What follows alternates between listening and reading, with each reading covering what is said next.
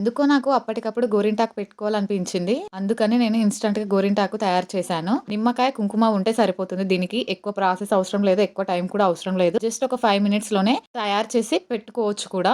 నేను ఎలాంటి కెమికల్స్ లేని నేచురల్ కుంకుమని తీసుకున్నాను. అందులోనే హాఫ్ చెక్క నిమ్మరసం కూడా పిండాను. కుంకుమ కన్సిస్టెన్సీని బట్టి నిమ్మరసం తీసుకోవాలి.